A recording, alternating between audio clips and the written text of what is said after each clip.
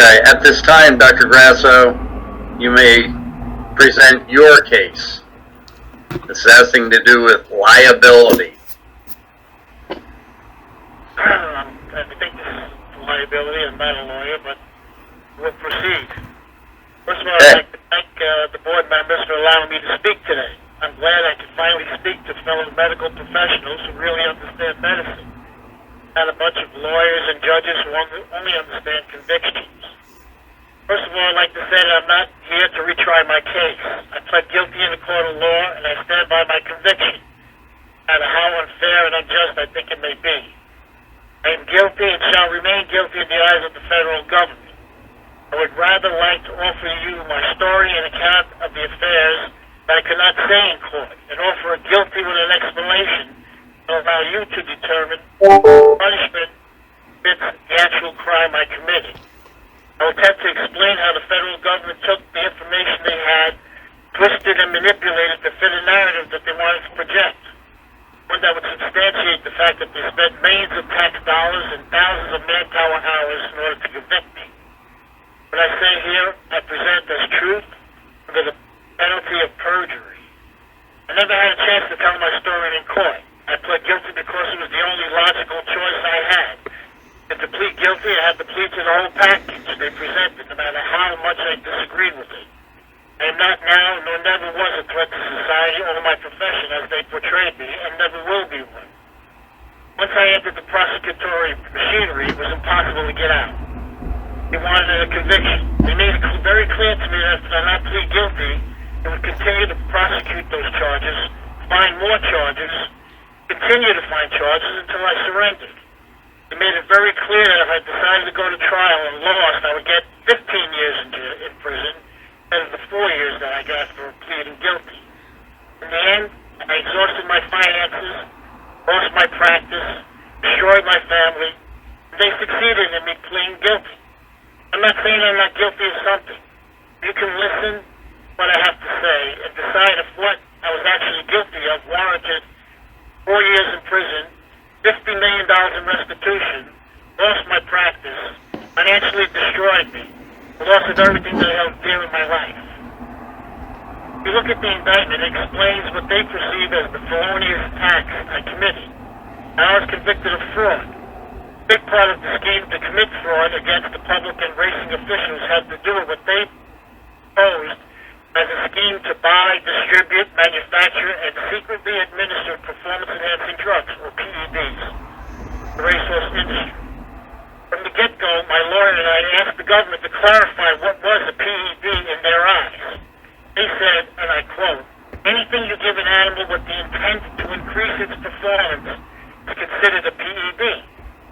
Ladies and gentlemen, I would like to say that in the horse business, everything we give a racehorse is with the intent to somehow better his performance.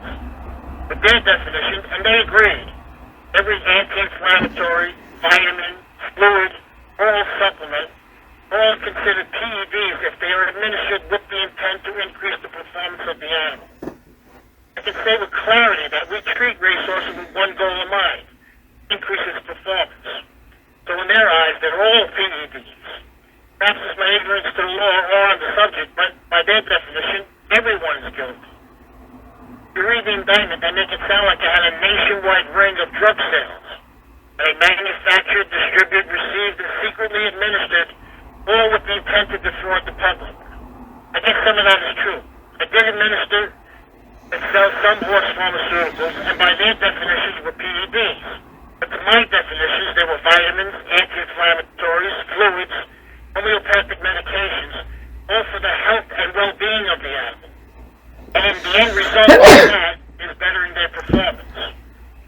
Laughingly, they wrote, I administered at least thousands of units of PEDs issued by pharmacies. On the surface, that sounds like I was treating the whole East Coast with PEDs. Thousands of units.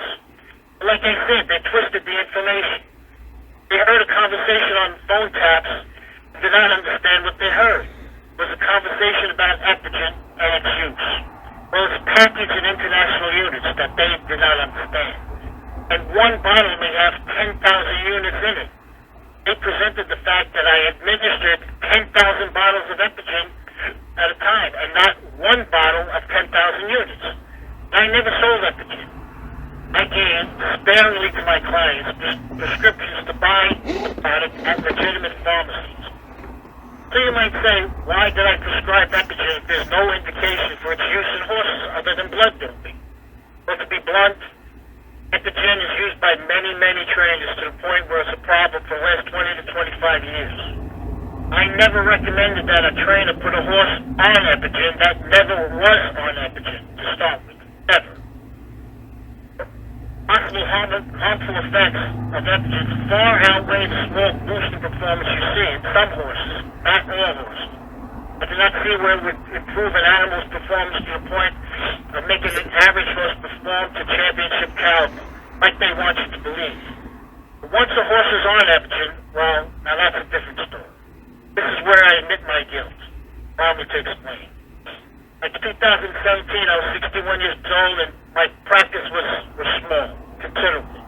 Maybe 10 to 15 clients. I had two large stables. Most of the others were small stables. These smaller stables depend on horses for their livelihood. Horses come and go frequently in the business and change hands often, and the chance of buying or claiming a horse that is already on Epigen is very high. With 2 consecutive blood tests, we can pretty much conclude that a horse is on Epigen. And horsemen are resourceful people. They need something, they know where to get it. They need Epigen, they will find the source. A lot of trainers thought Epigen was like the key to success in the horse business, but it was not. But once they started a horse on Epigen, they must continue. And they must continue to find a source for the product. There are easy ways on the internet to obtain Epigen. Number one place is China. In fact, a trainer in Delaware and Maryland named Tony Morgan, at that time, began importing thousands of vials of Chinese freeze-dried Epigen that the horse community called Red Cap or Red Top. This product permeated the horse industry. It was cheap, all coming from that one section of the country. The problem with the Red Top is that you weren't sure of its contents. I saw some horses that reacted badly to this product, and I tried to warn my clients not to use it. Like I said, some of my clients bought, sold, claimed horses that were already on Epigen. Now, if you abruptly stopped Epigen on a horse, the horse would crash, and the blood count would bottom out, make the horse's ability to race competitively marginal at best. It was a great economic loss to some people, small stables. They could not survive. Economic loss, so they had to maintain the horse on Epigen, that part of their stock that was already on Epigen. I made it clear to my clients that I would help, so I did. I prescribed Epigen not indiscriminately to those specific horses already on Epigen, maintained them under my care, sometimes yes administered by me, all for the sake of the animal, to avoid the use of bogus products, potential harmful effects that could occur. If they were going to use it anyhow, it might as well be a good product. Where I broke the law was that I wrote the scripts and put phony names on them and put that they were canine instead of equine. The reason for that was simple. The stigma of Epigen and getting caught with using Epigen is great. You can be banned for years if caught using Epigen. People had to choose between not giving Epigen to horses that needed it, risking loss of livelihood, or using it, getting caught, losing their license for years. So to ease their mind, I put canine on the script to avoid questions when they purchase it at legitimate pharmacies. If it was wrong, I knew it. I had good intentions at the time, just bad judgment. I tried to help my clients, more importantly, help those horses under my care to avoid crashing or worse. The fact that I put canine on the script is why I was charged with false prescriptions with the intent to defraud the public and racing officials. I did not indiscriminately write scripts to anyone who approached me. I was diligent to whom I gave a script to. I thought you needed it, I wrote it. All with the horse's best interest in mind. Let me turn your attention to the PEDs that they said I was selling.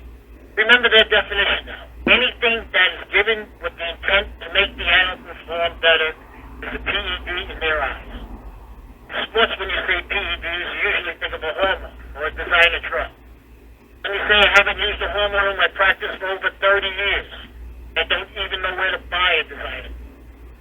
They provided pictures of PEDs they confiscated. I dare you to ask them what was in the bottles they said that were so awful. Well, they never, I repeat, never tested one drop from any bottle. We tried to get them to test everything. They refused. Said it didn't matter what was in them. As far as they were concerned, they were all PEDs. They listed something called sulfur and bleeder. Now, I have no idea what they were. They never bought, used, sold, carried, recommended their use to anyone. They were sold by Dr. Skelton of Ohio, him and his salespeople in the area. Dr. Skelton was a big seller of horse pharmaceuticals in Miami. He and his people were indicted, but mysteriously were removed from the indictment. Later, his people turned state's evidence, and I assume so did he. It further proves in my mind that we were targeted by law enforcement, but that's a story for them. Moving along, some of the PEDs that they said we had, mixture of something called cauterize, which was a mixture of vitamin C and vitamin K to increase integrity of capillaries. Product called Bronc, which is the ionized water and gentamicin. Something they could call pain, which is homeopathic arnica. There's products for prolotherapy, which is injected into tendon insertions for horses with bad tendons. Excuse me, I couldn't hear what you're saying. This is the court reporter. I need you to either speak up or just repeat what you were saying. Which part? Yes, Dr. Skeleton out in Ohio, he and his people were indicted, then mysteriously removed from the indictment. If you could pick up from there. Mysteriously were removed from the indictment. Later, his people turned state's evidence, and I assume so did he. Which further proves in my mind that we were targeted by law enforcement, but that's a story for another day. Moving along, the other PEDs that they had in the pictures was cauterize, which was a mixture of vitamin C and vitamin K. Bronc, deionized water and gentamicin. Something called pain, which was homeopathic arnica. There's other products that we used in prolotherapy, which is injection of tendon insertions for tendon issues. And there's a product called red acid. This was one that they made a scene out of if you've seen the news conference on TV. They said it was something that would make a horse feel no pain and run so fast that they would break bones.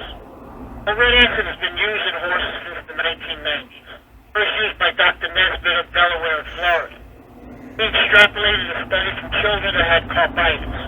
This found that 10 weekly injections in the joint would reduce inflammation, normalize the joint, and thus reduce swelling and pain. More red acid is 0.01 milligrams per ml of rifampin, more specifically, rifamycin SP, an antibiotic, injected over a 10 consecutive week treatment. Government did not understand the science behind the treatment. Did not understand, or appropriately, did not care. Treatment was for the horse's benefit, just like injections of cortisone and hyaluronic acid in joints, beneficial to avoid secondary lamenesses.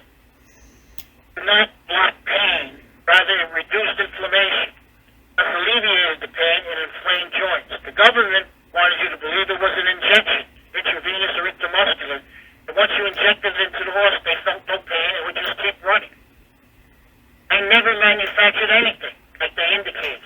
I used legitimate compounding pharmacies to purchase my products like Wedgwood, Booth Wing, Weatherford, Rapid Equine. Some had labels and some did not. But they were products that I used in my practice, sparingly sold to clients, a handful of people, not a nationwide ring like the government would like you to believe. What I did was done in the horse business for as long as I've been in the horse business, over 50 years. I worked with other veterinarians along the way, and everyone operated and still operates the same way. So I guess everyone's guilty.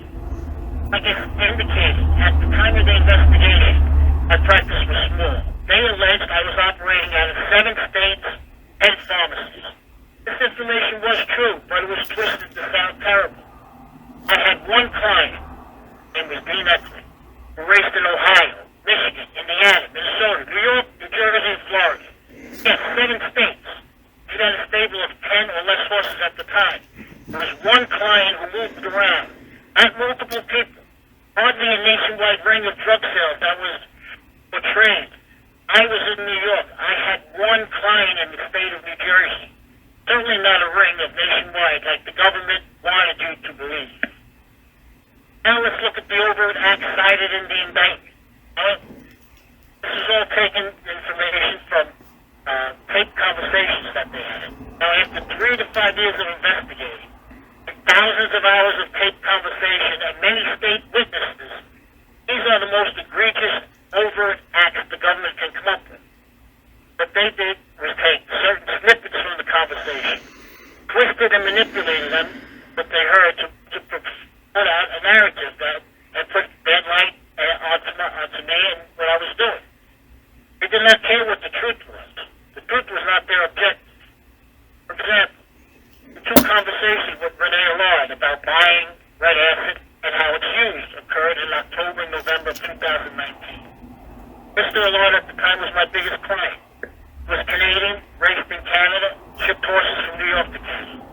Well, some of those horses we shipped were in red acid therapy. And as I said before, you needed 10 consecutive treatments of the red acid, which was 0.01 milligram per ml of rifampin erythromycin SP, an antibiotic. It was presented as he wanted to bring PEDs to Canada and win races. In October of 2019, in a conversation with Thomas Guida, a farm manager, it was about a mutual friend, David Russo, whose horse had just raced at Pocono Downs and expired after the race. He died. They quoted me saying, "You probably overjuiced him." They have seen horses die from treatments for bleeding at least 20 times. That was just a conversation among friends. Of course they twisted the conversation.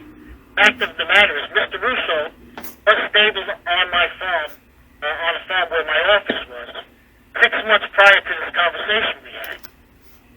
We went back home to Buffalo where him, Mr. Guido and myself had not seen, heard, spoke, emailed, texted for 6 months. Neither of us had any knowledge of what Mr. Russo did, if anything. It was all just talk, nothing more. It was presented as fact that I had knowledge of something that happened. I had no knowledge. And of course I have seen horses that were treated with Lasix, which is for bleeding, that through electrolyte imbalance, the atrial fib and died after a race. Not anything illegal. Once again, the government did not understand the science of the situation or the medicine. They heard what they wanted to hear. They falsely assumed that I treated the horse that died. I had nothing to do with it. 2 conversations later on in October and early November with Mr. Tony Palacino, at the government accusing me of indiscriminately giving Mr. Palacino the okay to use my vet license by components to create misbranded and adulterated PEDs. Allow me to explain. Mr. Palacino owned a legitimate equine pharmacy in Delaware that was sanctioned, controlled, inspected by the Pharmacy Board of Delaware. They would come on monthly inspections of his pharmacy. All the products he sold were okay with the Delaware Pharmacy Board. For the past several years, I was employed by Mr. Palacino, as was Dr. Connors of Delaware. We would go into the field, see clients, refer them to the pharmacy. If they needed anything, we would sell it to them, and we got paid as a royalty for the business we gave. Dr. Connors was the person who allowed Tony to use his license and accounts to order products for the pharmacy. Pharmacy board knew that, and they were okay with that. All legitimate products sold by legitimate companies like Butler, Midwest, NWI, Boothwin, Weatherford, Edgewood, Rapid Equine. We never bought chemicals to make PEDs. Never. 2 weeks prior to this conversation, Dr. Connors died. But Tony needed supplies for the legitimate equine pharmacy. I told him because I was employed by the pharmacy to use my license and accounts in order to buy products for the pharmacy. No different than like PetMed.com does or similar pet companies. I did not indiscriminately give my license to anyone like the government said. They made it sound like I was careless and I'm not a responsible veterinarian. All their narratives. I was employed by the pharmacy and bought supplies for that pharmacy. After a few weeks, the Pharmacy Board of Delaware said that because I did not have a Delaware license, I could no longer accommodate Mr. Palacino. And I suspended using my license for such. Tony hired another veterinarian with a Delaware license, carried on business as usual. The government did not cite that conversation that we had with Palacino. Next. And between October and December of 2019, the government's confidential informant, CS1, contacted me for information and asking for help several times. Well, CS1, name is Eric Abbott. I have known the Abbatello family for years, and it was Father Carline, great artist friend, maybe 30 years plus. I knew Eric when he was a small child. Apparently, Eric got into trouble in New Jersey, and for a favorable outcome, agreed to help set me up. Now, I never reached out to Eric Abbatello for anything. Never called him, spoke to him, at anything. Out of the blue, he called me. He asked me for help as a friend. Come up with a story that he had a new owner, they bought horses on Epigen. He stopped giving it, but now the horses could not perform, and he needed to put them back on Epigen or risk losing the owner and the horses. He had some other problems. We had some other horses. I warned him about the red top Epigen and not to buy it, and I would help him get the real Epigen with a prescription. He had reservations of buying the Epigen, so I said I would give him a script for his dog and not to worry. And so I mailed it to him. I also mailed him other products, and I thought would help him. All products that would not hurt. Hello? Hello? Hello? You're We still can still hear you. We can You're still still hear you.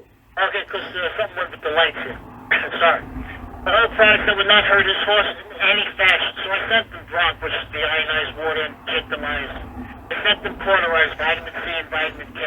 I sent them the homeopathic arnica. And I sent them the red acid, which is riframycin. All products of legitimate compound pharmacies. Some labeled, some not. All PEDs in the eyes of the government. And illegal. And now they got me for interstate transport of pharmaceuticals with the intent to be fraud. There was nothing that I sent that was dangerous or harmful to any of us. I even told him to use them in accordance with the rules where he was racing. Later in October 2017, I had a conversation with myself and a client, Mr. Richard Banker, where I asked him for payment of a shipment of products I dropped off in his barn. Government portrayed it as a payoff for large quantities of PEDs. What it was vitamins, fluids, hyaluronic acid, IVs, barn supplies, all totaling several thousands of dollars. And yes, I wanted to get paid. And yes, to their definition, all PEDs. Now twice, Mr. Guido called me because he wanted to buy a product called EPO. He did not know if he needed a script for it. Government assumed that EPO was Epigen. It was not. It was an oral supplement called EPO, sold by Big D's, this is a supply company, in their catalog, packaged as a blood builder. Vitamins, oral vitamins with iron. I called Big D's and found out they did not need a script for it, and I passed that information to Mr. Guido. Well, the government said that they didn't care if it was an oral supplement or not. Blood builders was the point, thus the PEDs, and thus used to defraud the public. And for that conversation, Mr. Guido went to jail for 1 year. In October of 2019, there was a conversation between me and Mr. Connor Flynn, an assistant trainer who later turned state's evidence toward Mr. Banker. He said he wanted me to provide him with bottles of water and labels so he could sell to his friends and make money. I said, as I was driving to the farm on the telephone, okay, I'll talk to you when I see you later. I met him in the barn afterwards and yelled at him for several minutes. I told him to never bother me with such nonsense again. Get out of my face. I never gave him anything, ever. I told him he was a fool for even thinking about it. But the government interpreted my response over the telephone as an affirmative. It twisted my response to make it sound like I supplied Flynn with his request. I never did such a thing to him. Never to him and never to anyone. And lastly, in a conversation with Flynn, he asked me for a Canadian script, and I replied that he has to pay me $100 for the script, and anything that I put my name on has to be paid for. Well, the government had a field day with those statements. They portrayed me as a money grubber who do anything for profit, give out prescriptions for $100 to anyone.